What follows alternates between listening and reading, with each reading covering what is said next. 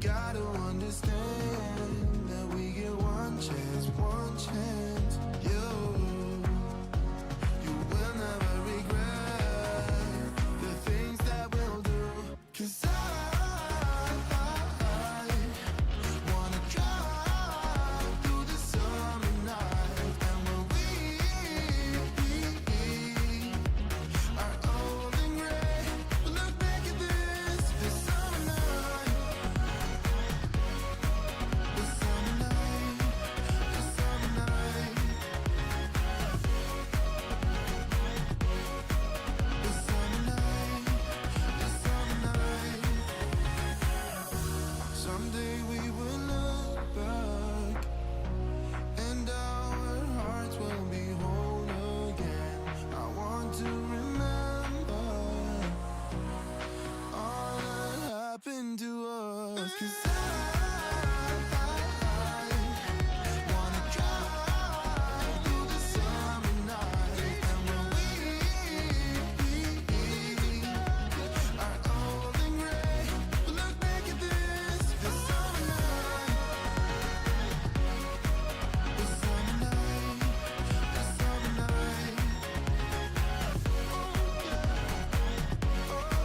This summer night, this summer night, oh, this summer night.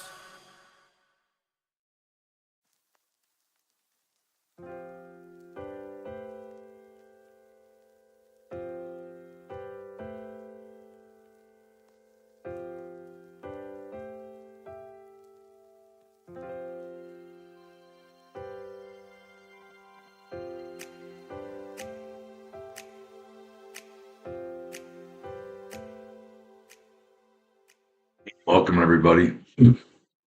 This is our live stream. How did I get here? And this is for any salespeople, sales managers, or leaders that at the end of the month, end of the quarter go, how the hell did I get here? Good or bad, right? We thought we had all this in the pipeline. We didn't, right? I thought there's all this going. I didn't. Or we blew it out of the park. How did we make that happen? So it's really about tips, tricks, blunders for sales managers, salespeople, and all things sales. And you're probably wondering where I'm at. It don't look like my normal studio. Well, I'm on the road, so this is from a hotel room. But we can do this just about anywhere. And same thing, I was thinking recently I took a trip to France, and interesting, I flew from Dallas to New York, to Paris. I hopped on a train from Paris to Champagne. All these interconnected things had to happen at a certain time. And about 2-3 days before the flight, I got this email from the airline saying, hey, we could have bad weather. You want to change your flight? Well, none of these things were connected. So I was looking for plan Bs. What happens if I fly in a day early or a day late? How do I make things work? And I put plans together. So what did it do? It unstressed me a little, but it also made my life easier. And I thought about that, when we're dealing with prospects and or customers, we put a plan together for plan B, because everything goes different ways. We don't know what's on their mind, what could happen to them, a fire that could happen in their building. So do you put plans together, right? Do you have a process? Because if you don't, and you go make a call on somebody, you're going to be subject to their plan, which is sometimes fine, right? But I always like to know what's happening, and if this doesn't go the way I thought it would, what's my plan B, right? So how often do you plan out your calls, your meetings? Maybe first appointments. I definitely have a call for my first appointment. My plan for my first appointment might not be as detailed, but it certainly has a plan to it. But then as I invest more of my time, more of the company's money into meeting with people, my meeting down the road, pretty detailed and I know what's going to happen, and also have a plan B, right? Plan C, and how do I handle plan B and plan C's? And what I mean by that is maybe it's never happened to you guys, but it's happened to me where I go into a meeting and I thought I was having a meeting with one person, and boom, there's two other people in the room. Now, my old self would have gone, okay, with the meeting and just keep going with the meeting. And I have no idea who these two other people are. I have no idea what to ask them. But I was too scared to say, oh my God, I got a meeting, so I'm going to go with it, right? But then later on, I got to the point where if someone shows up, how do I handle that? If someone doesn't show up, how do I handle that? If the plan was we were going to meet with the final decision maker, and the final decision maker doesn't show up, what's my plan going forward? So how often do you put plans together for your meetings? Because you've invested a lot of time. If you think about what your time is worth, I look at salespeople and I say, you have no idea the value of your time. You're going to be worth thousands of dollars an hour. And think about it. If you have a meeting and it takes you how many hours to close somebody, and depending on your business, of course, but if you have 4 meetings and that's 4 hours, and those 4 hours you close somebody, and in those 4 hours that close you did nets you maybe $6,000, $5,000 in commission, you're worth $1,000 an hour, right? So what I'm getting, I want that in your head so that when you're sitting there going, hey, I'm meeting with somebody, I need to make sure I get $1,000 an hour out of this meeting, right? How do I make that happen? Well, you don't make it happen by just showing up and hoping things happen. You've got to sit there and you've got to go after a plan. What's going to happen? When's it going to happen? And the other thing you got to do with that is you got to have what I call equal business stature, right? Equal business stature means you got to realize you're as valuable to them as they might be to you. Maybe you're more valuable to them than they are to you. And so if you approach them and you have a meeting and they're taking you off your plan or your process, equal business stature gives you the right to say, hey, we're off our plan. Can we go back this way? And obviously you're not going to do that, but it's pretty simple to say, hey, look at, I'm glad we're going down this road. I think we need to discuss this. But for the moment, just to keep everything in perspective, could we address this problem again? See, if you know your plan, you know your process, and someone takes you off your process, it's easy to say, uh-oh, I'm off my process. How do I get back? And have a plan to get back, right? If they take you down this road, right, and that road might be asking you, well, can you give us your credentials, right? Or can you give us this information, whatever it is.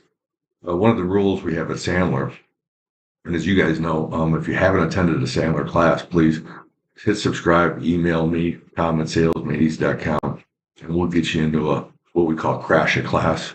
But one of the rules we have at Sandler is you will default to somebody else's plan if you don't have one.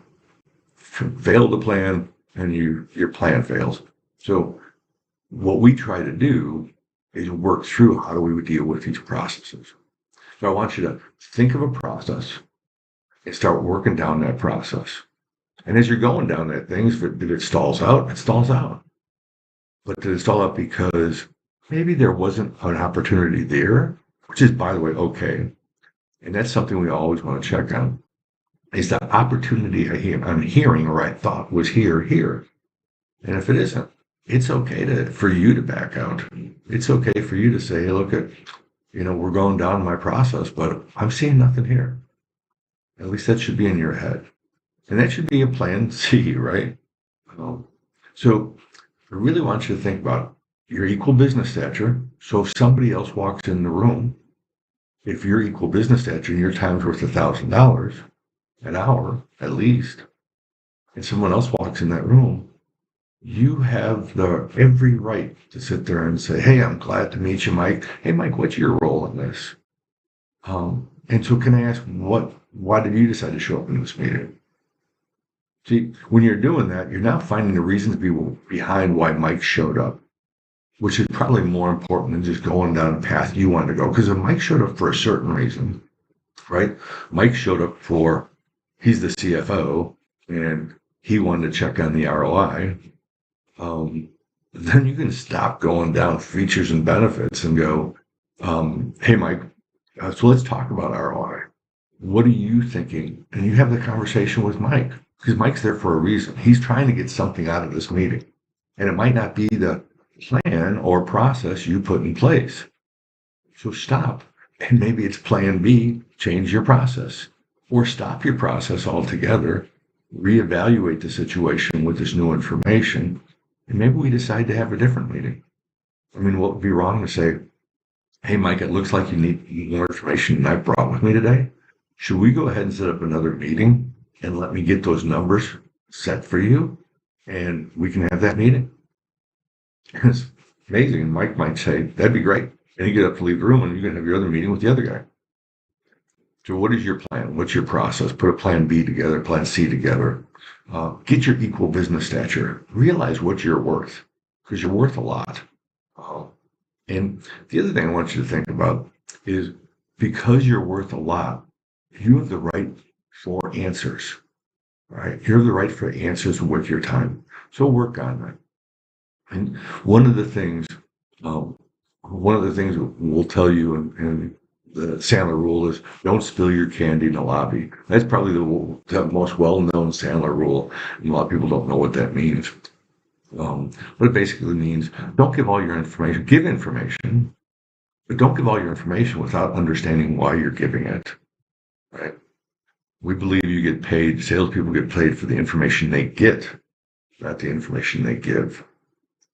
So I want you to think about that. Start thinking about that when you're having meetings. Put a plan together. I have a plan together. I've got several meetings here in St. Louis because I know my time is valuable.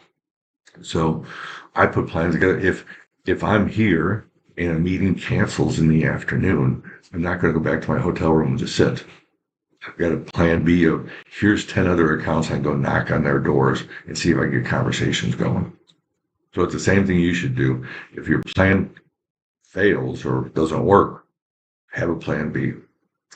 So that's it for today. Love for you guys to subscribe. And if you want to know more about Sandler and want to crash one of our classes, our virtual classes, just click on subscribe and click on or email me, tom@salesmadeeasy.com, and more than happy to get you into one of our classes just to observe.